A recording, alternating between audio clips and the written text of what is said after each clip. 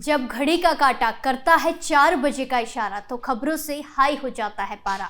क्योंकि 4 बजे हम चक्रव्यूह के साथ आपके सामने पेश होते हैं और 4 ऐसे लोगों को चक्रव्यूह के चक्र में फंसाते हैं जिनकी पोल पट्टी सुनकर हर कोई हैरान हो जाए। नमस्कार, कैपिटल टीवी में आपका स्वागत है और मैं आपके साथ प्रिया बिस्ट।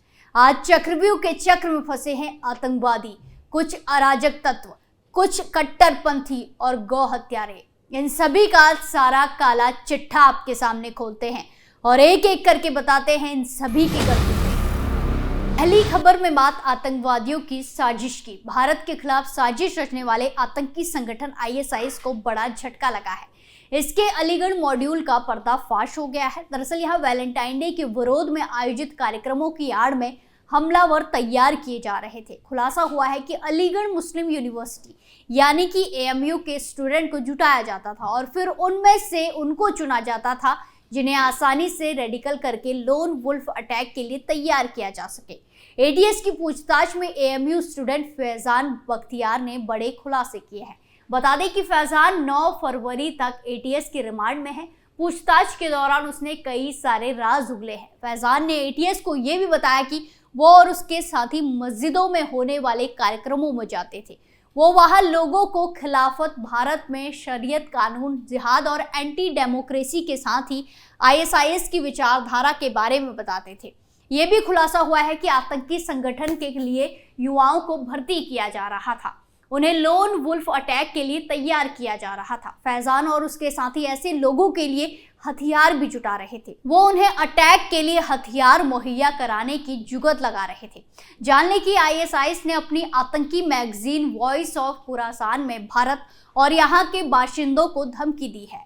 इसमें अपनी मैगजीन में साफ साफ भारत का नाम लिखा गया है। इसके 32वें एडिशन में भारत सरकार को धमकी दी गई है। इस एडिशन में लिखा गया है कि हम भारत सरकार से कह रहे हैं, हाँ हम सचमुच आएंगे, हमारे हाथों में नंगी तलवारें होंगी। आगे लिखा गया है भारत में कत्लेआम करने की धमकी भी दी गई है। ISIS ने अपनी मैगजीन वॉइस ऑफ खुरासान में लिखा है कि वो बाबरी का बदला लेने आएंगे। वो बदला लेने जरूर आएंगे। कश्मीर, गुजरात, ज्ञानवापी और मुजफ्फरनगर में आएंगे। ISIS ने इन तरीके से भारत को धमकी देने की कोशिश की है।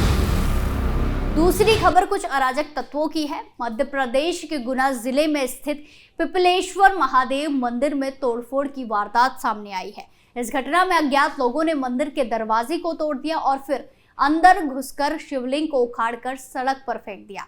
इस घटना से स्थानीय लोगों में आक्रोश है और उन्होंने पुलिस से आरोपियों की जल्द गिरफ्तारी और उनके घरों के गिराए जाने की मांग की है। आपको बता दें कि वारदात बमोरी कस्बे में हुई है। यहाँ अज्ञात बदमाशों ने मुक्ति धाम के पास स्थित प्राचीन पिपलेश्वर महादेव मंदिर में तोड़फोड़ की और शिवलिंग को खंडित कर दिया। ये वारदात बुधवार 31 जनवरी 2024 की रात को हुई थी। बदमाशों ने शिवलिंग के साथ साथ नंदी की मूर्ति को भी खंडित कर दिया है। इस घटना के बाद पूरे कस्बे में तनाव फैला हुआ है। बमोरे के सौरभ किरारा ने पुलिस में रिपोर्ट दर्ज कराई है। उन्होंने पुलिस को बताया कि नई टंकी के सामने शिव मंदिर बना है। सुबह 5 बजे वो मंदिर के पास से गुजर रहे थे तो देखा कि शिवजी की पिंडी और नंदी भगवान की मूर्ति टूटी पड़ी है। सौरभ ने आगे कहा कि उनको शक हुआ कि शाहरुख, रिहान, वफाती, अनवर, जिशान, बिट्टू, रशीद ने मंदिर की मूर्तियों को क्षतिग्रस्त किया है। ये लोग गांव में रात के 1 बजे तक घूमते रहते हैं। बता दें कि बमोरी कस्बे गुना जिले मुख्यालय से करीब 40 किलोमीटर की दूर पर स्थित है ये मंदिर। स्थानीय लोगों ने ही इस वारदात की जानकारी पुलिस को दी है। ग्रामीणों का आरोप है कि ये कोई पहली घटना नहीं है। इससे पहले भी साल 2013 में इस मंदिर में तोड़फोड़ हो चुकी है। इसके बाद ग्रामीणों ने मंदिर का फिर से जीर्णोद्धार करके भगवान के विग्रह की पुनः प्राण प्रतिष्ठा कराई थी। ग्रामीण सभी आरोपियों की गिरफ्तारी की मांग कर रहे हैं। हंगामे को देखते हुए भारी पुलिस बल तैनात किया गया है। इस मामले में पुलिस ने संदेह के आधार पर धर्म विशेष के 7 लोगों के विरुद्ध धारा 295 के तहत केस दर्ज किया गया है। पुलिस ने शक के आधार पर 4 लोगों को भी हिरासत में लिया है और उनसे पूछताछ कर रही है।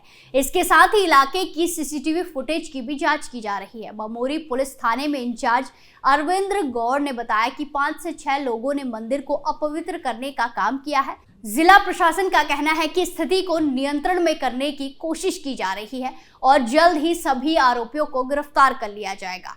आक्रोशित लोग आरोपियों का पता लगाकर उनके घर गिराने की मांग भी कर रहे हैं। अगली खबर इस्लामी कट्टरपंथियों की है, जहां कुछ दिन पहले केरल के अलपुझा में तैनात जज वीजी श्रीदेवी ने बीजेपी नेता और प्रदेश ओबीसी मोर्चा के सचिव रंजीत श्रीनिवास की साल 2021 में हुई हत्या के मामले में फैसला सुनाया था।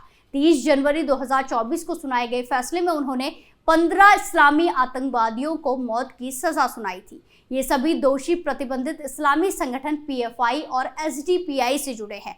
इस फैसले के बाद से ही केरल के इस्लामी कट्टरपंथी उन्हें धमकियां दे रहे हैं। सोशल मीडिया पर उनके खिलाफ पीएफआई से जुड़े इस्लामी कट्टरपंथी घृणा अभियान चला रहे हैं। उनकी फोटो को सोशल मीडिया पर साझा किया जा रहा है। इन धमकियों के कारण केरल पुलिस ने उनकी सुरक्षा बढ़ा दी है। जानकारी के मुताबिक जज श्रीदेवी को धमकाने के मामले में केरल पुलिस ने कम से कम 6 मामले दर्ज किए हैं। पुलिस का कहना है कि आरोपी के खिलाफ हिंसा के उकसाने के लिए मामला दर्ज किया गया है। जज को धमकाने के आरोप में जिनके विरुद्ध मुकदमा दर्ज हुआ है उनके नाम BVKU, असलम बलापुच्चा, नजीर मोन खलील, आजाद अमीर, रफीक तिरुवनंतपुरम और शफीक है। इन मामले में पुलिस ने 2 आरोपियों को हिरासत में भी ले लिया है। इन आरोपियों को पुलिस ने तिरुवनंतपुरम और अलपुझा से पकड़ा है। इससे पहले 30 जनवरी को जज श्रीदेवी की सुरक्षा बढ़ा दी गई। अगली खबर में बात गौ हत्यारों की। गौ रक्षा के नाम पर अपनी राजनीति चमकाने और गौ रक्षा का दावा करने वाले ही गौ कशी और गौ हत्या और गौ तस्करी जैसे धंधों से जुड़े हुए निकले हैं। मामला मुरादाबाद से सामने आया है। यहाँ बजरंग दल के जिला प्रमुख सुमित उर्फ मोनू विश्नोई, जो खुद को गौ रक्षक बताता था, वो ही गौ कशी का मुख्य आरोपी निकला है। दरअसल मामला 16 जनवरी का है, जब थाना छजलेट इलाके के कानवड़ पथ पर गौवंश के अवशेष मिले थे। इसे लेकर काफी बवाल हुआ था। इसके कुछ दिन बाद फिर इसी तरह की घटना थाना छजलेट में हुई। 28 जनवरी को चेतरामपुर गांव में गौवंश पड़ा मिला। इसको लेकर बजरंग दल के कार्यकर्ताओं ने थाने का घेराव कर जमकर प्रदर्शन किया था। गौरतलब है कि दोनों ही घटनाओं की सूचना बजरंग दल के कार्यकर्ता द्वारा पुलिस को दी गई थी। कार्यकर्ताओं ने मामले का खुलासा न होने और आरोपियों से मिलीभगत का आरोप लगाते हुए थाने पर जमकर बवाल काटा था। इसकी अगुवाई बजरंग दल के नेता मोनू विश्नोई ने की थी। पुलिस शिद्दत से इस केस को सुलझाने में लगी हुई थी। इसी दौरान पता चला कि जो लोग विरोध प्रदर्शन कर रहे हैं वही इस क्राइम में शामिल है। बीते दिन पुलिस ने सभी को अरेस्ट करते हुए केस का खुलासा कर दिया है। मामले में गिरफ्तार एक आरोपी शहाबुद्दीन ने कबूला है कि उसके भाई की कुछ लोगों ने हत्या कर दी थी। इसीलिए अपने विरोधियों को फंसाने के लिए उसने अन्य आरोपियों से मिलकर एक योजना बनाई। क्योंकि कथित तौर पर छजलेट थाना प्रभारी ने उसकी बात नहीं सुनी थी, इसीलिए उनके थाना क्षेत्र में गौ कशी की घटना को अंजाम दिया। शहाबुद्दीन ने अपने साथी नईम को रुपए देकर कावड़ पथ पर गौ वंश के अवशेष रखवा दिए। इस घटना के बाद बजरंग दल के जिला प्रमुख सुमित विश्नोई उर्फ मोनू, प्रखंड अध्यक्ष राजीव चौधरी ने साथियों के साथ मिलकर छजलेट थाना प्रभारी को हटाने के लिए तहसील में विरोध प्रदर्शन किया। प्रदर्शन के बाद भी कार्रवाई नहीं होने पर आरोपियों ने दोबारा से वारदात को अंजाम दिया।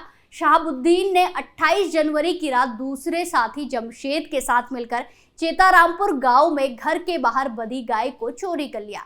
इसके बाद जंगल में जाकर दोनों ने उसकी जान ले ली। इस दौरान आरोपी सुमित उर्फ मोनू, राजीव चौधरी और रमन चौधरी ने पूरी घटना का वीडियो बनाया। इसके बाद उसे पुलिस अधिकारियों को एक्स प्लेटफॉर्म पर टैग करते हुए कार्यवाही की मांग की।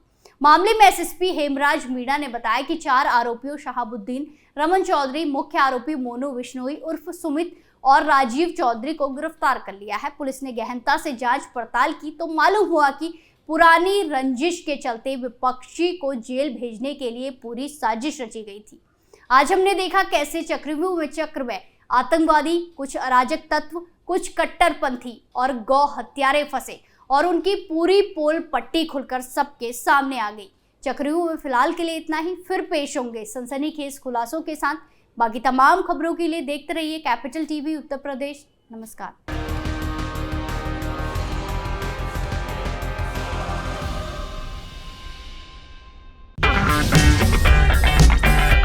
अगर आपको हमारा वीडियो पसंद आया हो तो इसे लाइक करें, हमारे चैनल को सब्सक्राइब करें और हाँ, बेल आइकन दबाना ना भूलें ताकि आप तक हमारे वीडियो की नोटिफिकेशन पहुंचती रहे। आप अपना सुझाव हमें कमेंट बॉक्स में दे सकते हैं।